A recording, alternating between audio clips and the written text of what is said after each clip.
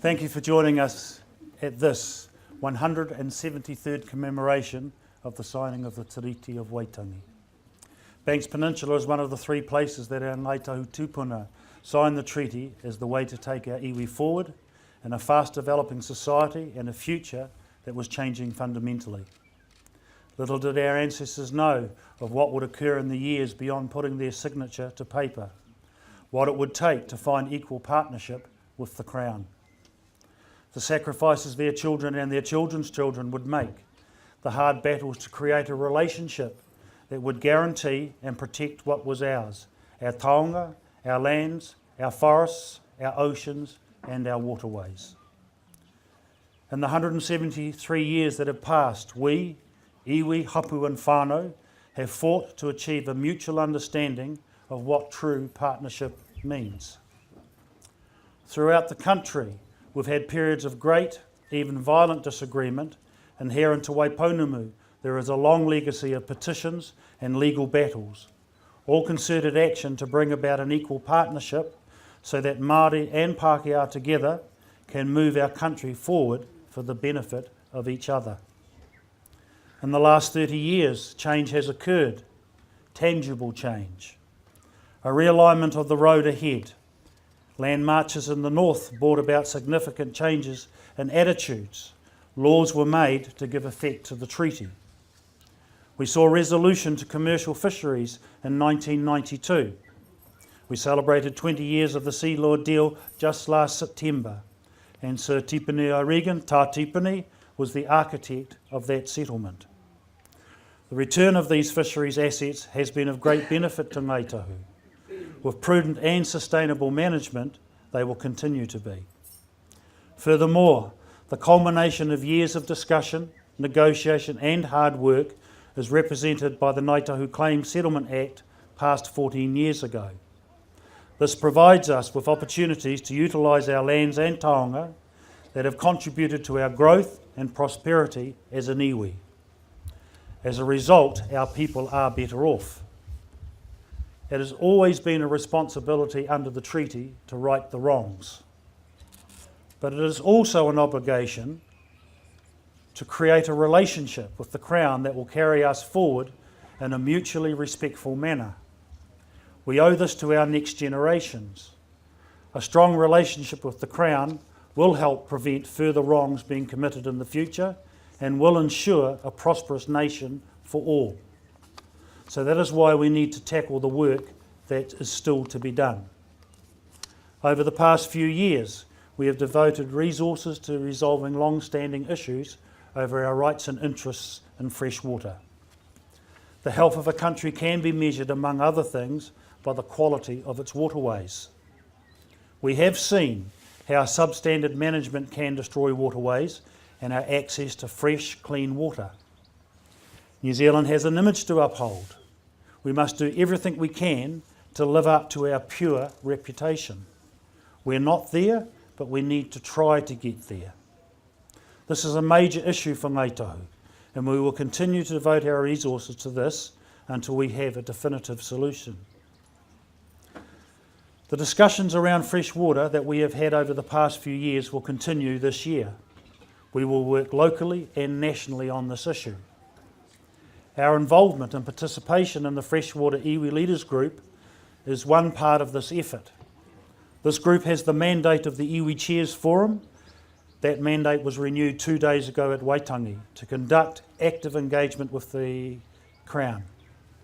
It is time for a management framework of freshwater in Aotearoa that gives effect to Māori rights and interests, to ensure there is appropriate provision and recognition of iwi rights and interests across all parts of the freshwater management and ownership framework. We believe that direct engagement with the Crown is the best strategy for us to achieve this goal.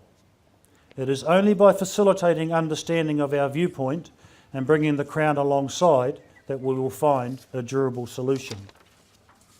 Other iwi participating in the Freshwater Iwi Leaders Group concur with this strategy. Some iwi and Māori groups have a different approach. The Māori Council last year sought legal recognition of Māori rights and interests in freshwater through the Waitangi Tribunal the High Court and now the Supreme Court. That was taken in relation to the government's desire to sell down up to 49% of state-owned energy companies. Ngāi Tahu provided assistance to the High Court by filing our own affidavit that clarified our role as well as the roles of the Freshwater Iwi Leaders Group and the Iwi Chairs Forum. As we stated at that time, it was filed to neither support the Crown nor oppose the Māori Council, but to illuminate. The legal action itself is the business of the Māori Council and the iwi or hapu that support it. It is the right of iwi to take any action they deem appropriate to assert their mana. But as I have stated, Ngāi Tahu believes the direct engagement with the Crown is the best means by which we will achieve freshwater goals. The reports from the Land and Water Forum have been helpful.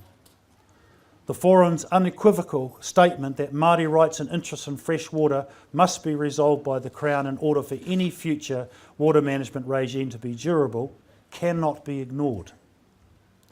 The Forum was meant to shake up the way freshwater is managed in New Zealand. It has been a 3 to 4 year process. We participated in the Forum from the beginning, individually as a tribe early on, but later as part of the Freshwater Iwi Leaders Group. We will continue to engage with the government while it considers the Forum's third report. To that end, I wish to acknowledge the work of Minister Amy Adams. She understands what's at stake and is a willing participant in these discussions. While the conversation is a challenging one, progress is being made.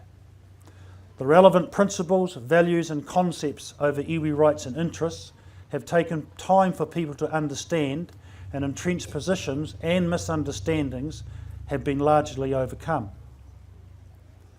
We believe that a substantive and meaningful recognition of iwi rights and interests in freshwater can be illustrated through a model that we call Ngā Matapono ki te Wai, or Principles of Water Management. We believe Ngā Matapono provides iwi with a means by which we are all able to express our mana as well as meet our own obligations as kaitiaki in our respective rohi, our respective areas. It ensures that we are able to make the decisions over how our water is used. Ngā Matapono provides us with a framework where we can have freshwater limits and rules to ensure the quality and quantity of fresh water is high. We can protect the mauri of the water. Ngā Matapono ki te Wai will enable us to give effect to our own cultural practices. And importantly, this framework will enable the economic benefits to be shared fairly amongst all of us.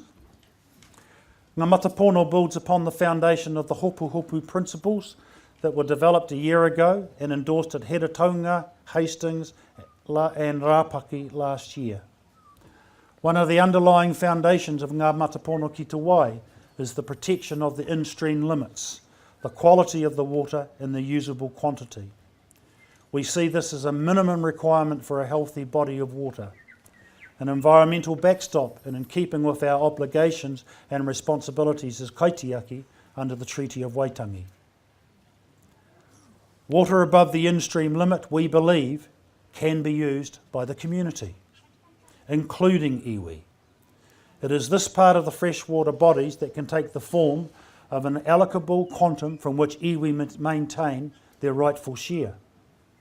Through this framework, iwi get to share in the benefits of water, just like others in New Zealand. But we also meet our obligations under the treaty to protect, conserve our natural taonga through direct management set by regulation or statute of the in-stream limit. We must have a range of mechanisms that are capable of being applied to every water body, whether it is a spring, an aquifer, a river, lake or swamp, regardless of where the water body is located. In some ways, we are already witnessing positive change in the management of water. Here in Canterbury, our Papatipu Runanga have been heavily engaged in the community-driven zonal processes that feed into the Canterbury Water Management Strategy. While these processes have been taxing on our people and those others that have been involved, there have been some positive outcomes. The commitment shown at the local level has been inspiring, and the collaborative concept is fabulous when it is true collaboration. So while the headlines focus on the national debate, I want to mihi to our whānau in Canterbury, in Murihiku and elsewhere who are involved in local water solutions, who on a daily basis strive to carve out working relationships with other stakeholders in order to do the best for the resource itself and those who rely on it. And when I say whānau here, I mean all of us, not just Ngāi Tahu. I also want to acknowledge the positive role of our local partners in this region, ICANN, SERA and the Christchurch City Council. But there must be an overarching commitment that works nationally. Ngā Matapono ki te Wai has the support of the Freshwater Iwi Leaders Group and the Iwi Chairs Forum. And can I say, in the last 4 meetings of the Iwi Chairs, the mandate for the Iwi Leaders Group on freshwater has been unanimous at every hui. This year we will put in place a campaign to inform the wider community of our proposed model. We believe the structure can form the foundation of a management system that can take us forward not only as Māori but as New Zealanders, for the environment, for society and for the economy.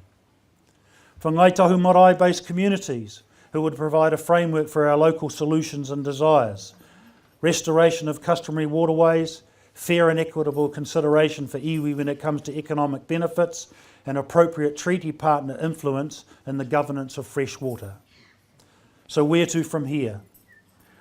We've had the Land and Water Forum report, and the Māori Council's appeal is going ahead in the Supreme Court. The government has recently reconfirmed its commitment of senior ministers to engage with us on these matters through the Freshwater Iwi Leaders Group and for senior government officials to engage with our group of advisors. The Freshwater Iwi Leaders Group has the valuable assistance of a group of advisors that have worked diligently and intelligently on advancing our freshwater kaupapa. They have worked through the Land and Water Forum and also assisted in direct discussions with the Iwi Leaders Group and ministers. We are grateful for and appreciative of the efforts of these advisors. In conclusion, it is our view that Ngā Matapono ki te Wai is a win-win-win. It is a win for the community, it is a win for us as iwi, and it is a win for the government. It is a method of delivering water that gives everybody an equitable share as a nation. Nō reira, e te whānau o te hui nei, a tēnā koutou, a tēnā rā tātou katoa. Kia ora.